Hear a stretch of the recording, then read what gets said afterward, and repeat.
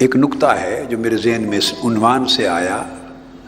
آقا علیہ الصلوۃ والسلام کو اللہ رب العزت نے دو شانوں کا جامع بنایا ہے. ایک شان بدء نبوت،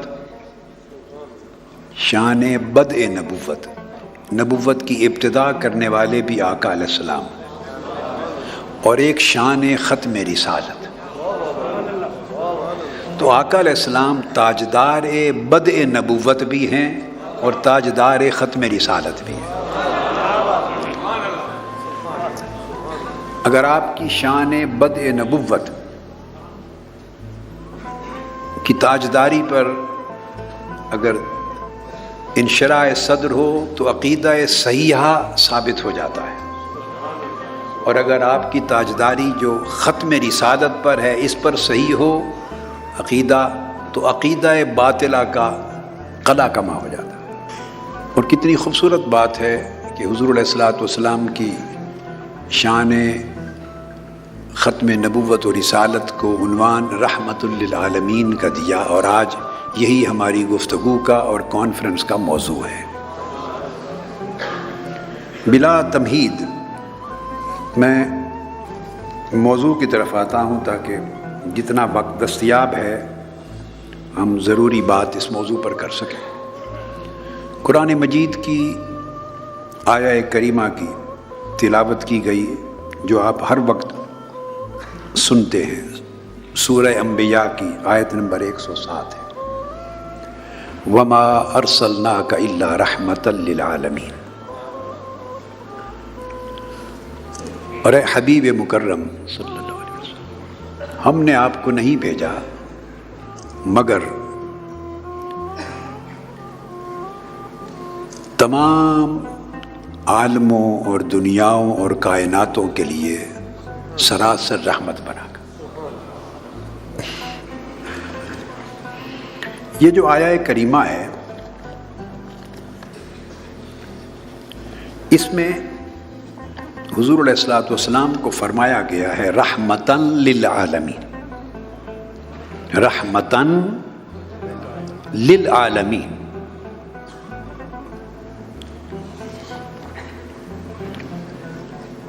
کیا معنی ہے اس کا؟ سارے تمام جہانوں کے لیے حضور علیہ السلام کو رحمت بنا کر. اس لفظ کا اطلاق، معنوی اطلاق رحمتاً کا 4 طریقے سے ہو سکتا ہے.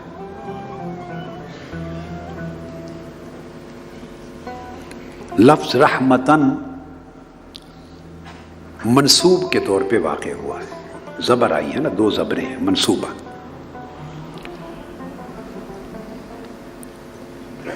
یا تو یہ منصوب جو واقع ہوا ہے مفعول لہو کے لیے، اس لحاظ سے اگر قبول کیا جائے تو اس کا معنی بنتا ہے کہ ہم نے اے حبیب آپ کو تمام جہانوں کے لیے اپنی، اللہ پاک فرما رہے ہیں، میری اپنی رحمت کا واحد ذریعہ اور وسیلہ بنا کے بھیجا. لِأَجَلِ الرحمہ، آپ کو اس لیے بھیجا ہے کہ کائناتوں میں، عالموں میں، دنیاؤں میں جس کو بھی میری رحمت ملے آپ کے ذریعہ اور وسیلہ سے ملے. آپ کو رحمت کا ذریعہ بنا کے بھیجا ہے، رحمت کا ذریعہ اور وسیلہ بنا کے بھیجا ہے. صحیح بخاری اور مسلم میں متفق علیہ حدیث اس کی تائید کرتی ہے. آقا علیہ السلام نے فرمایا انما انا قاسم واللہ یؤتی، اور دوسری روایت میں فرمایا انما انا قاسم واللہ معطی. اور ایک روایت میں فرمایا اللہ هو المعطی وانما انا قاسم، کہ بے شک عطا کرنے والا اللہ ہے، عطا اللہ کرتا ہے مگر تقسیم صرف میں کرتا ہوں. انما کلمہ حصر ہے، تو انما انا قاسم کا مطلب ہے کہ اس میں تو کوئی شک نہیں کہ عطا اللہ کرتا ہے مگر تقسیم صرف میں کرنے والا ہوں.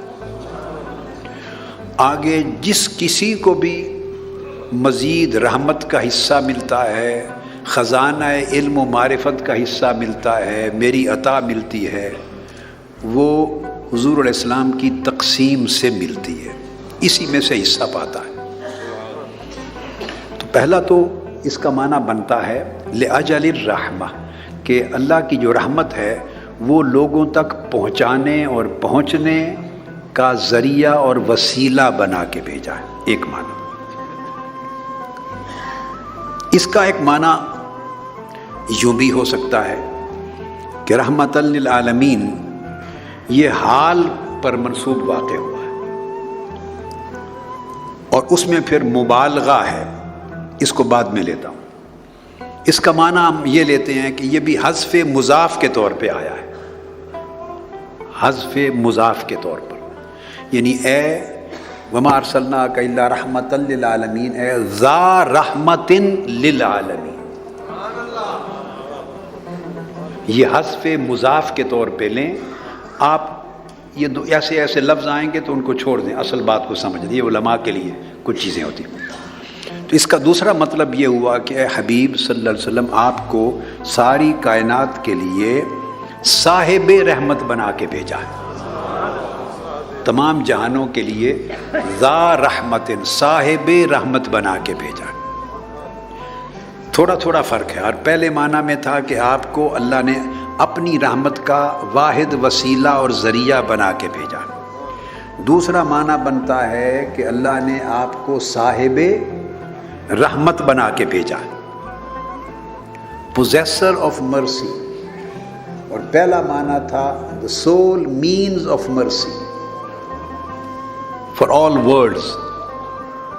You have been sent as the sole means of mercy. So if anybody can get any part of the mercy of Almighty Allah, he is bound to get through you. Nobody can attain mercy of Almighty Allah except through you. اور دوسرا معنی ہے you are the only possessor of the mercy. That's why we say you are the merciful for the whole universe.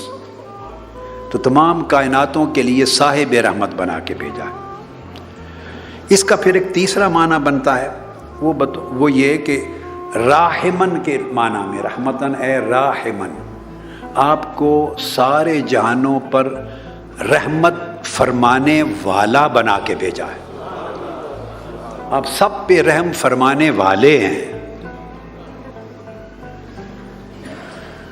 اس میں تھا possessor of mercy, now he becomes merciful and compassionate for the all worlds. رحمت فرمانے والا بنا کے بھیجا ہے۔ اور چوتھا معنی اس کا ہے کہ اگر منسوب حال پر واقع ہو، جو میں ذکر کرنے لگا تھا تو میں نے کہا میں بعد میں کرتا ہوں، حال پر جس کا منسوب ہونا حال پر ہے اور اس میں مبالغہ پھر واقع ہو جاتا ہے۔ اس کا مطلب ہے کہ اللہ رب العزت نے وما ارسلناک الا رحمتاً للعالمین، آپ کی ذات کو، آپ کے وجود کو، آپ کی شخصیت کو، آپ کی ذات کو ہی رحمت بنا کے بھیجا ہے۔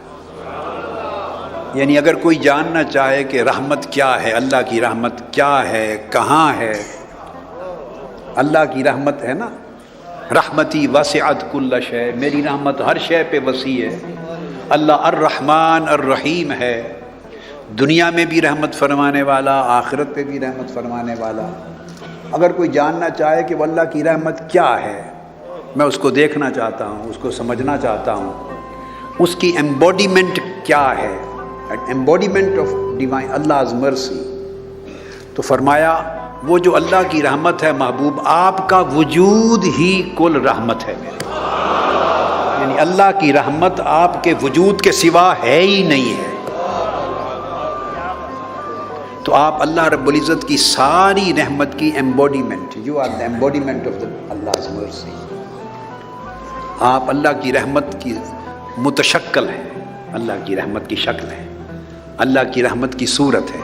تو آپ کے وجود کو جب وجود کہا تو گویا آپ کا جسم بھی رحمت ہے، آپ کی روح بھی رحمت ہے، آپ کا قلب اطہر بھی رحمت ہے، آپ کی عقل و دماغ بھی رحمت ہے، آپ کا نفس اطہر بھی رحمت ہے، آپ کا جسم مبارک، اعصاب اور گوشت اور استخواں ہڈیاں مبارک وہ بھی رحمت ہے، جسم اطہر کا خون بھی رحمت ہے، آپ کے منہ مبارک بھی رحمت ہے، آپ کے کپڑے اور جوڑے بھی رحمت ہے، آپ کی حرکات و سکنات بھی رحمت ہے، آپ کا کلام بھی رحمت ہے، آپ کا سکوت بھی رحمت ہے، آپ کا کسی سے خفا ہونا بھی رحمت ہے، کسی سے راضی ہونا بھی رحمت ہے، آپ کا حیات ظاہری زندگی میں رہنا بھی رحمت ہے، وصال فرما جانا بھی رحمت ہے، آپ کا مدینے اور مکہ کی گلیوں میں چلنا پھرنا بھی رحمت ہے، گنبد خضرا کے نیچے آرام فرمانا بھی رحمت ہے،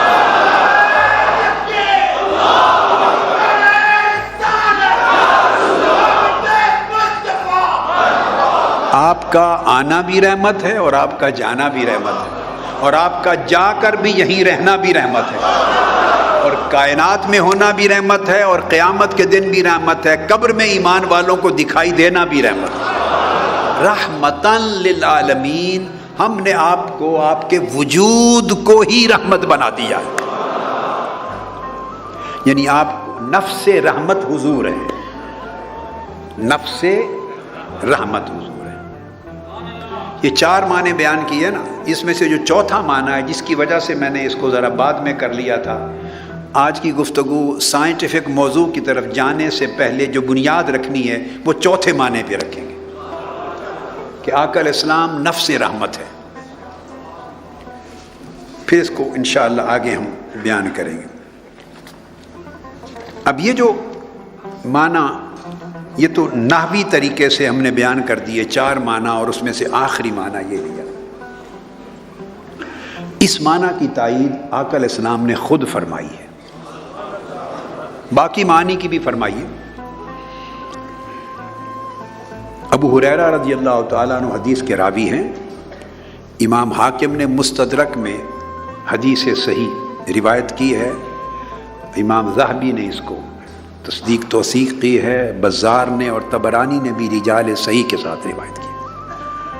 آقا علیہ السلام نے فرمایا، یا ایھا الناس انما انا رحمت مہدات، فرمایا اے لوگو، اے بنی نوع انسان۔ اب انما ایک کلمہ حصر ہے، علم بلاغت، علم معانی، علم بیان، علم بدیع اور بلاغت کو جاننے والے علماء جانتے ہیں کہ حصر کی قسمیں ہوتی ہیں، کبھی حصر موصوف کا صفت پہ ہوتا ہے، کبھی صفت کا موصوف پہ ہوتا ہے، اقسام ہوتی ہیں۔ آپ اس کو سادہ طریقے سے یوں سمجھ لیں کہ آقا علیہ السلام نے یہ نہیں فرمایا یا ایھا الناس انا رحمت مہدات، فرمایا انما انا رحمت مہدات۔ تو یہاں حصر موصوف کا صفت پر بھی ہے اور صفت کا موصوف پر بھی ہے، دونوں حصر ہیں۔ معنی اس کا یہ ہے کہ فرمایا لوگوں، اگر تم جاننا چاہتے ہو، تم اگر مجھے معلوم کرنا چاہتے ہو کہ میں کون ہوں اور میں کیا ہوں۔ حصر دو طریقے سے ہے نا، ایک موصوف کا صفت پہ، صفت کا موصوف پر، میں دونوں طریقے سے معنی بیان کرتا ہوں۔ اگر مجھے جاننا چاہتے ہو کہ میں کون ہوں، آقا علیہ السلام فرما رہے ہیں اے لوگو، میری معرفت چاہتے ہو کہ میں کون ہوں، میں کیا ہوں، تو فرمایا انما، اور کچھ نہیں ہوں، وہی ہوں، صرف وہی جو آگے بتانے والا ہوں۔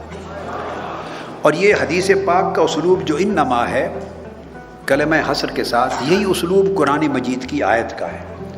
وہاں فرمایا وما ارسلناک الا، جب وما نفی کے کلمہ کے بعد جب الا آئے تو یہی معنی ہو جاتا ہے۔ یہ ایک لفظ کی شکل میں ہے، وہ ایک جملے کی شکل میں ہے، معنی ایک ہو جاتا ہے۔ قرآن کا بھی یہی کلام۔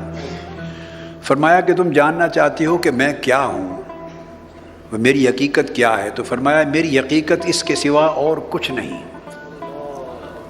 میری حقیقت اس کے سوا اور کچھ نہیں۔ تم نے سن رکھا ہے نا کہ اللہ الرحمن الرحیم ہے اور اس کی رحمت بڑی وسیع ہے کائنات کی ہر شے پر، تو اللہ کی رحمت کا نام سن رکھا ہے نا؟ جی ہاں آقا، سن رکھا ہے، فرمایا وہ جو رحمت ہے، میرا پوچھتے ہو میں کون ہوں؟ بس وہ رحمت میں ہی ہوں۔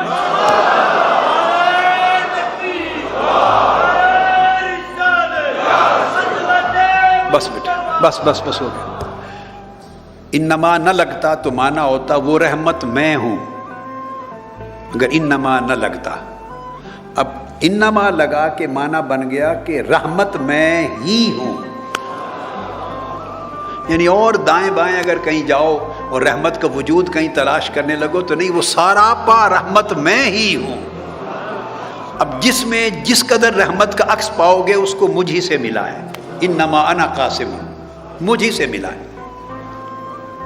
اور مہداتن ہدیہ سے ہے۔ اب اس میں کیا فرمایا آقا نے؟ مہداتن فرمایا کہ یہ رحمت میں سراپا رحمت ہوں، اللہ کی رحمت میں ہی ہوں، یہ میں نے اٹین نہیں کی ایفرٹس کے ساتھ، یہ ایکوائرڈ نہیں ہے، یہ سٹیٹس، یہ ریاضت کر کے، مجاہدے کر کے، نفل پڑھ کے، عبادت کر کے، محنت کر کر کے، اپنے اخلاق حسنہ کو بڑھا بڑھا کر اس مرتبے تک نہیں پہنچا کہ میں سراپا رحمت حق بن گیا ہوں، نہیں، اس طرح نہیں بنا۔ مہداتن، میری ولادت ہی اسی شان کے ساتھ ہوئی، میں آیا ہی اسی شان کے ساتھ، یعنی یہ ایکوائرڈ نہیں ہے، یہ گفٹڈ ہے، اس نے، رب نے بنایا ہی مجھے ایسے ہے، رب نے بنایا ہی ایسے ہے، یہ مہداتن کا معنی ہے۔ تو یعنی میں نے اچیو نہیں کیا یہ status, this is how I was made, this is how my personality has been constituted.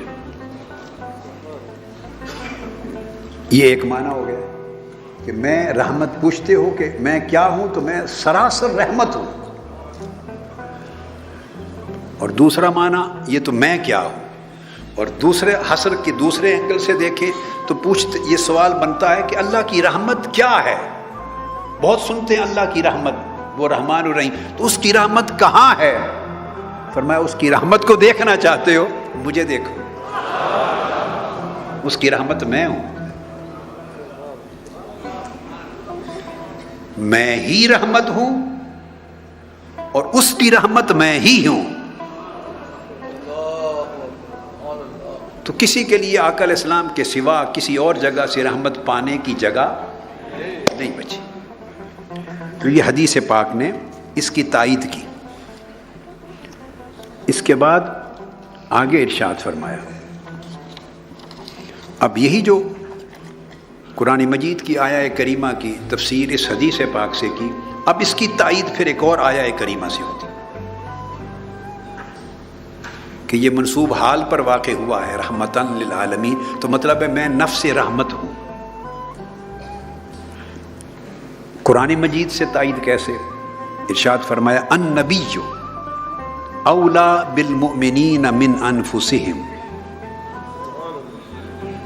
اب یہاں اشارہ النبیوں کی بات ہو رہی ہے، نہ حضور کے دین کا ذکر ہے، نہ تعلیمات کا، نہ افکار کا، وہ سب رحمت ہی رحمت ہے، مگر یہاں اس آیت کا موضوع حضور علیہ السلام کی ذات اقدس ہے، ہز پرسن۔ فرمایا النبی، نبی صلی اللہ علیہ وسلم، یہ جو نبی کی ذات ہے آپ دیکھتے ہیں نا، جن کا نام ہے محمد صلی اللہ علیہ وسلم، یہ نبی اولا بالمؤمنین من انفسہم، مومنوں کی جانوں سے بھی، مومنوں کی جانوں سے بھی زیادہ قریب ہے، جانوں سے بھی زیادہ قریب ہے۔ اب جان سے زیادہ قریب تو کوئی نہیں ہوتا، جان سے زیادہ قریب تو کوئی نہیں ہوتا۔ قربان جائیں، دیکھیے مخلوق کو بات سمجھا رہا ہے نا اللہ، تو مخلوق کو سمجھانے کے لیے ان کے مرتبے کے مطابق بات کی۔ اس نے قریب ہونے کی بات اس طرح کی، جب اپنا ذکر کیا، اپنا کہ میں بھی قریب ہوں، تو فرمایا نحن اقرب الیہ من حبل الورید، ہم تمہاری شاہ رگ سے بھی زیادہ قریب ہیں۔ میں ایک بات کہنے لگا ہوں، فتویٰ کوئی نہ لگائے، اور اگر کسی کا فتویٰ لگانے کا جی کرے تو وہ ہم تو اس سے متاثر نہیں ہوں گے، اس فتوے کا اثر ہمیں تو پڑے گا نہیں، صرف یہ کہ اگر بات پسند آ جائے تو لے جائیں، نہ پسند آئے تو واپس چھوڑ دیں۔ اپنے ذوق کی بات کر رہا ہوں مگر قرآنی بات ہے۔ فرمایا نحن اقرب الیہ من حبل الورید، ہم جو بندہ ہے اس کی شاہ رگ سے بھی زیادہ قریب ہے۔ اور محبوب کا ذکر کیا، یہ ہیں پیار کے انداز، یہ محبت کے انداز ہیں جو چھپائے نہیں جاتے۔ اپنا ذکر کیا تو فرمایا میں تمہاری شاہ رگ سے بھی قریب ہوں۔ اب شاہ رگ یہ ہے، شاہ رگ جسم کا حصہ ہے، ایک آرٹری ہے، بڑی خون کی نالی ہے اورٹا، تو شاہ رگ اس کی نیچر فزیکل ہے، جسم کا ایک حصہ ہے جس میں سے خون دل سے جاتا ہے اور آگے پھیلتا ہے، اس کو فرمایا تمہاری شاہ رگ سے قریب ہوں۔ اور محبوب کا ذکر کیا، محبوبوں کا ایسا ہی ذکر کیا جاتا ہے، محبوب کا ذکر کیا تو نہیں فرمایا شاہ رگ سے قریب ہے، چونکہ شاہ رگ کا پھر بھی تھوڑا سا فاصلہ ہوتا ہے۔ محبوب کا ذکر کیا تو فرمایا میرا محبوب تمہاری جانوں سے بھی قریب ہے۔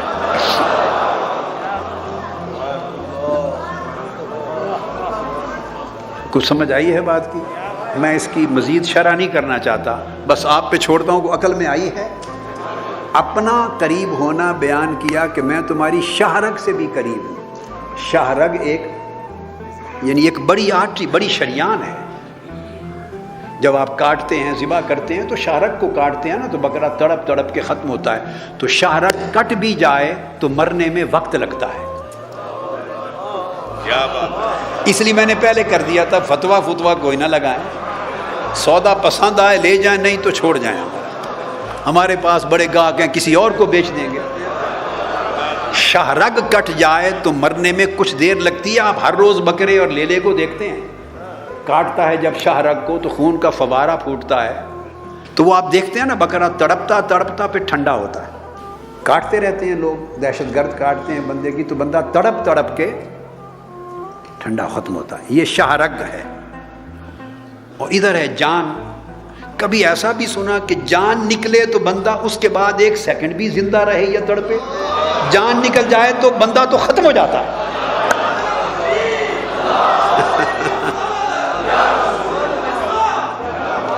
شاہ رگ کٹے تو بندہ مرنے میں کچھ وقت لیتا ہے، شاہ رگ کٹے تو مرنے میں کچھ وقت لیتا ہے، اور اگر جان نکل جائے تو لگتا ہے کچھ وقت مرنے میں۔ بھائی جان نکلنے کا نام ہی مرنا ہے، جان نکلنے کا نام ہی مرنا ہے۔ جان نکل گئی تو مر گیا، شاہ رگ کٹ گئی تو مرنے میں کچھ وقت لگا۔ تو ذکر فرمایا ہم تمہاری شاہ رگ سے بھی قریب ہیں، اپنے بھی فرمایا اقرب، زیادہ قریب ہیں۔ اب وہ کتنا قریب ہیں آگے ذکر نہیں کیا، وہ چھوڑ دیا۔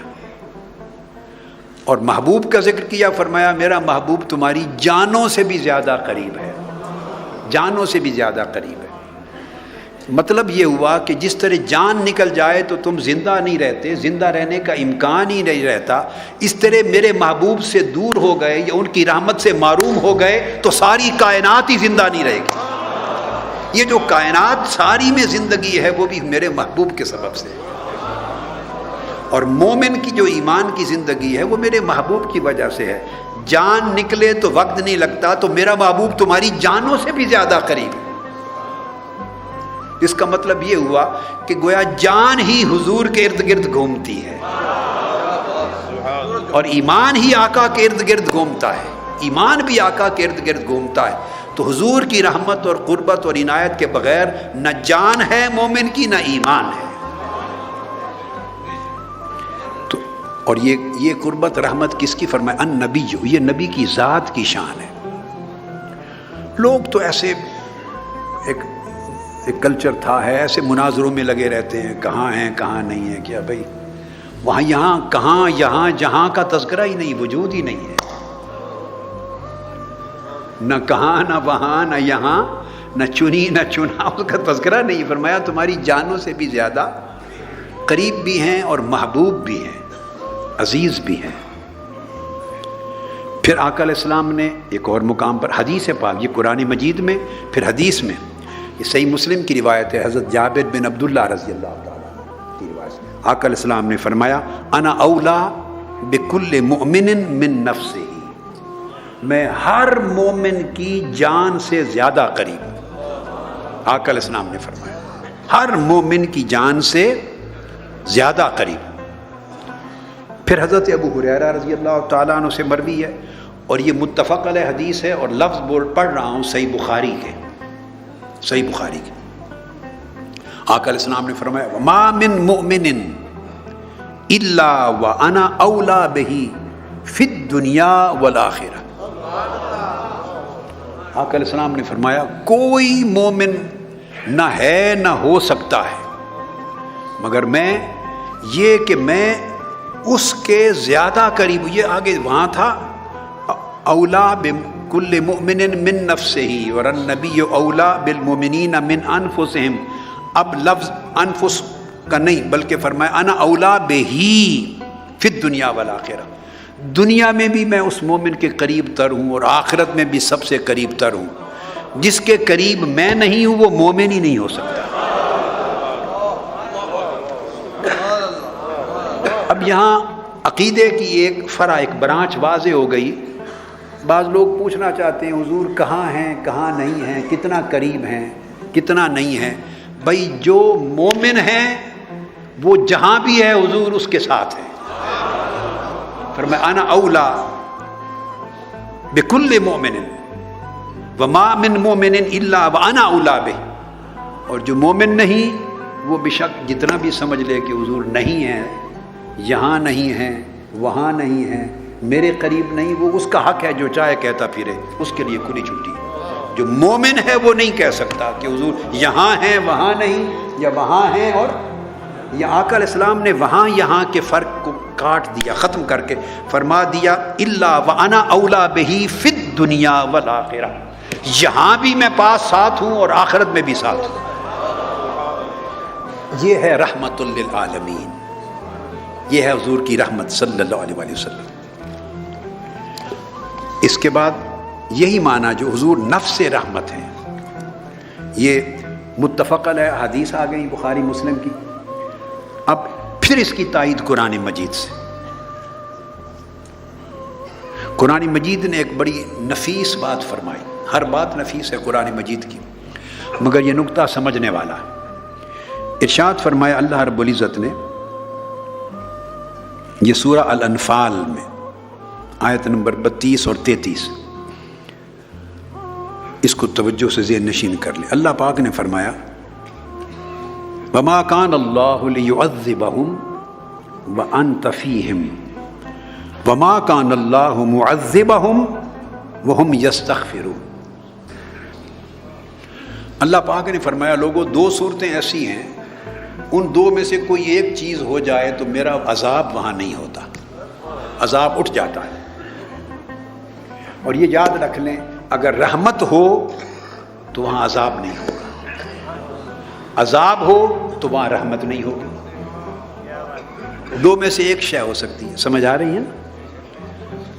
اگر اللہ نے فیصلہ کر لیا کہ یہاں عذاب ہوگا تو اس کا مطلب ہے وہاں اب رحمت اٹھ گئی تو عذاب ہوگا، اور اگر رحمت آ گئی تو عذاب اٹھ جائے گا. عذاب اور رحمت اکٹھے نہیں ہو سکتے.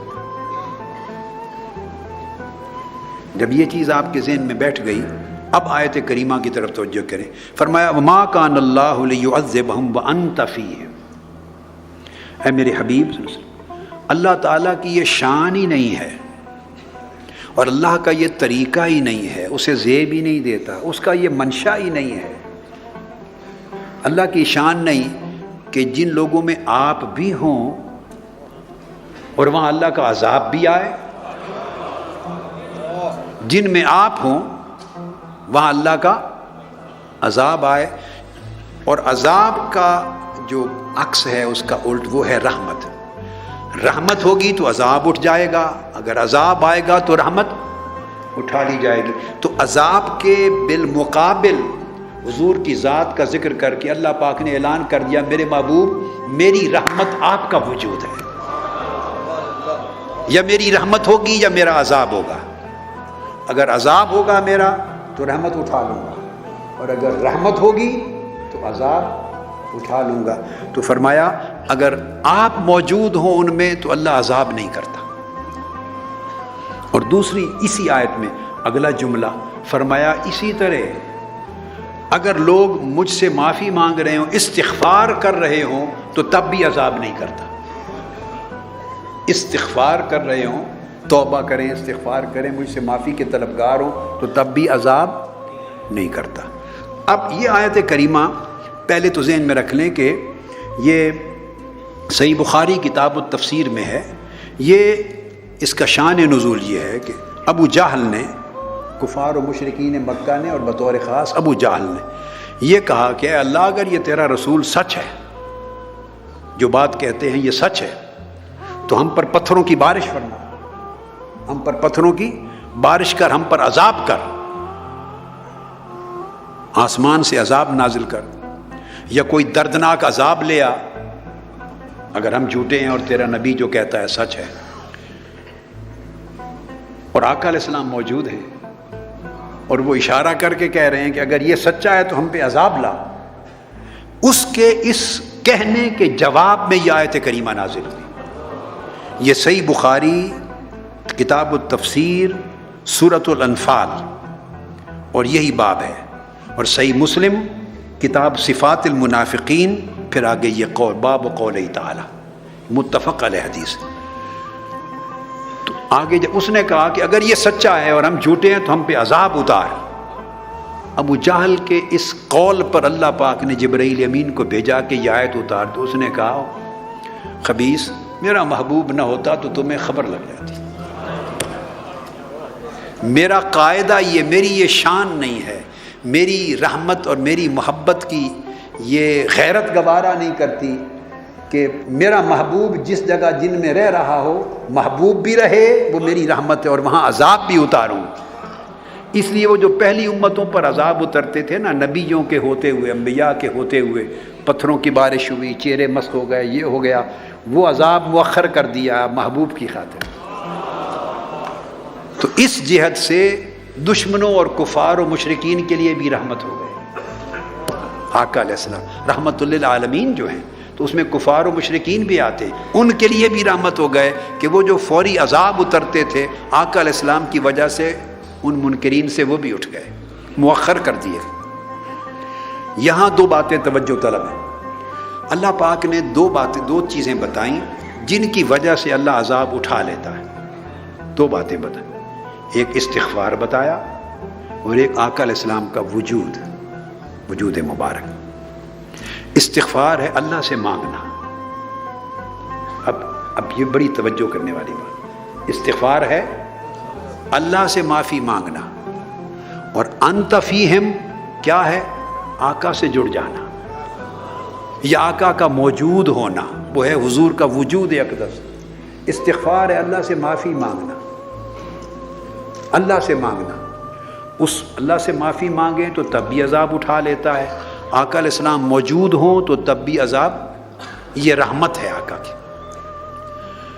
اب چاہیے تو یہ تھا نا، اگر ہماری عقل، ہمارا فکر، ہماری سوچیں، ہمارے عقیدے جو مادیت زدہ عقیدے ہیں، اگر یہ یہاں آیت کو بناتے تو چاہیے تو یہ تھا کہ وہم یستغفرون کے حصے کو پہلے لایا جاتا، کہ جو مجھ سے معافی مانگیں، استغفار کریں، یہ عبادت ہے نا، استغفار کرنا اللہ کا ذکر ہے، اللہ کی عبادت ہے۔ جو مجھ سے مانگیں ان پر عذاب اٹھا لیتا ہوں، اور جن میں آپ موجود ہو ان سے بھی اٹھا لیتا ہوں۔ ترتیب یہ نہیں رکھی، حضور کے وجود کے باعث جو عذاب اٹھتا ہے اس کا ذکر پہلے کیا، اور اپنی بارگاہ میں استغفار کرنے والوں سے عذاب کے اٹھنے کا ذکر بعد میں کیا۔ یوں نہیں فرمایا کہ جو مجھ سے استغفار کرتے، معافی مانگتے ہیں، ان سے عذاب اٹھا لیتا ہوں، اور جن میں آپ موجود ہوں ان سے بھی اٹھا لیتا ہوں۔ جب دوسرے بات پہ لائیں بھی تو وہ ثانی ہو جاتا ہے، اولاً و ثانیاً، پہلے یوں اور پھر یوں، لیکن نہیں، یوں فرمایا محبوب آپ جہاں موجود ہوں عذاب اٹھا لیتا ہوں، اور جو مجھ سے معافی مانگے ان سے بھی اٹھا لیتا ہوں۔ استغفار کو بعد میں رکھا، وجود مصطفیٰ کو پہلے رکھا۔ تو آقا علیہ السلام کے وجود کی برکت ہر عبادت سے بلند ہے، ہر عبادت سے بلند ہے، اور عمل سے بلند ہے، استغفار سے بلند ہے، ذکر سے بلند ہے، سجود و رکوع سے بلند ہے۔ ہر عمل عبادت جس سے اللہ کی رحمت ملتی اور عذاب اٹھتا ہے، اس سے کہیں مقدم حضور کا وجود ہے صلی اللہ علیہ وسلم۔ یہ بات سمجھ آئی نا؟ حضور کا وجود مقدم ہے، نماز سے بھی مقدم ہے۔ اس لیے تو حضرت ابی بن کعب تھے اور دیگر صحابی، ان کو حضرت زید المعلّہ نماز پڑھ رہے ہیں، آپ کو کسی کام کے لیے ضرورت پڑی، آپ نے بلایا، پوچھا آواز فوری کیوں نہیں دی؟ عرض کی یا رسول اللہ نماز پڑھ رہا تھا تو میں فارغ ہوتے ہی حاضر ہو گیا ہوں۔ فرمایا تم نے اللہ کا حکم نہیں سنا کہ اللہ اور اس کا رسول جب بلائے جواب دیا کرو؟ مطلب یہ ہے کہ حضور کے بلانے پر لبیک کہنا نماز سے بھی مقدم ہے۔ اس لیے نماز کے برتن میں حضور پر، حضور کی آل پر سلام، درود و سلام رکھا ہے۔ جیسے برتن میں دودھ رکھتے ہیں نا آپ، تو برتن کی اہمیت ہے، مگر دودھ سنبھالنے کے لیے برتن ہوتا ہے۔ تو نماز کے برتن میں حضور کے درود و سلام کا دودھ رکھا ہے۔ تو استغفار سے بھی مقدم، اس لیے استغفار سے جو اللہ کی بخشش و رحمت ملتی ہے، آقا علیہ السلام کے وجود سے بخشش و رحمت اس بخشش و رحمت سے قوی تر ہے، قوی تر ہے۔ اچھا آپ کہہ سکتے ہیں کہ یہ اتنی بڑی بات ایسے میں نے کہہ دی، یہ میرا استنباط ہے، میرا تفسیر ہے، آپ کے ذہن میں آ سکتا ہے، کوئی پابندی تو نہیں ہے نا؟ یہ میں نے جو اتنی بڑی بات کی، اس کی تائید خود قرآن کرتا ہے۔ یہ جو میں نے موازنہ کیا نا، اس موازنے کا بھی بیان قرآن میں ہے۔ سورہ النصر پڑھیے، اس کی آخری آیت، اعوذ باللہ من الشیطان الرجیم، اذا جاء نصر اللہ والفتح، ہے نا؟ اب آخری آیت پہ آ جائیے،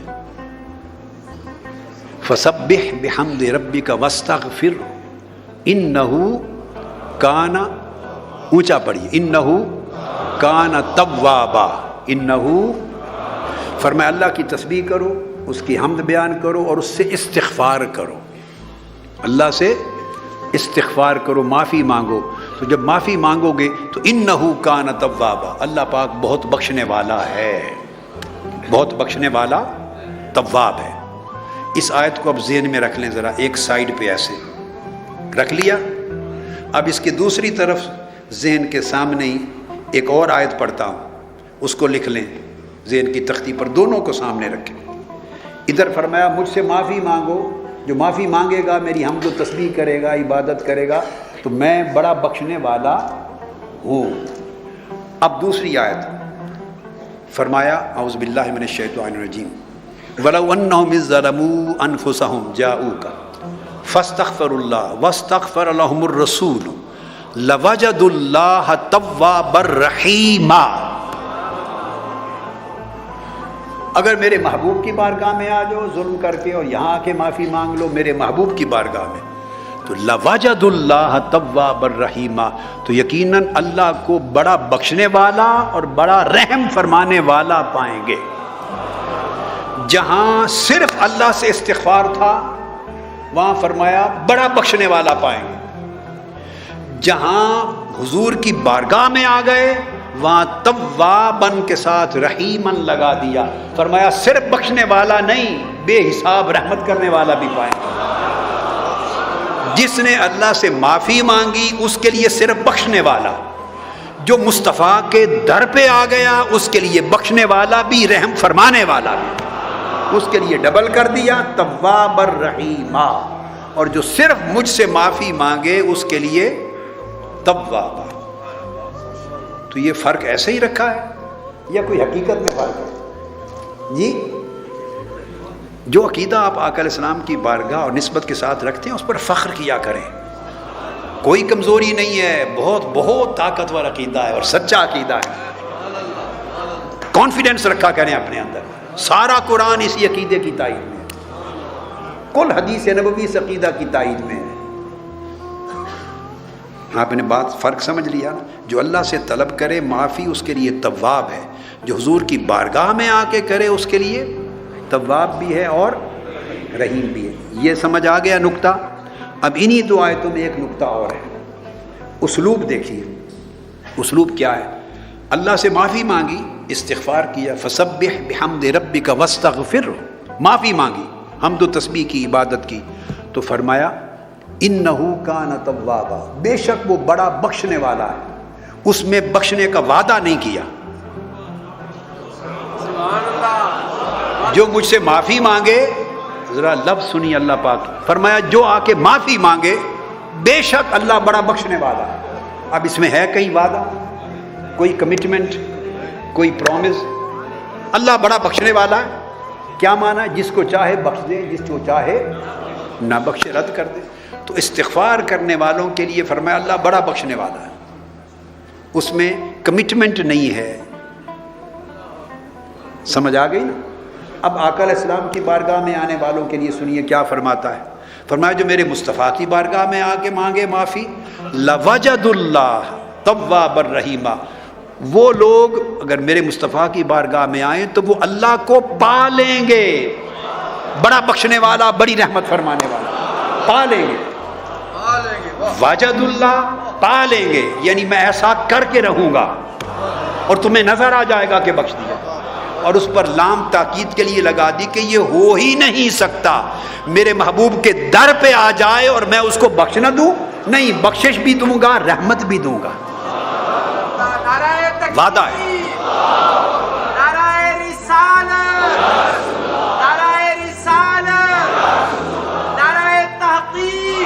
ادھر صرف اپنا بخشنے والا ہونا، یہ شان بیان کر دی ہے۔ کیا مطلب؟ جو مستحق ہوگا اس کی اپنی مرضی ہے، اللہ کی شان بیان کر دی۔ ادھر شان نہیں بیان کی، صرف ادھر وعدہ کر دیا، اور وعدہ بھی تاکیدی کہ ہو نہیں سکتا کہ بخشوں نہ اور رحمت سے جھولیاں نہ بھر دوں۔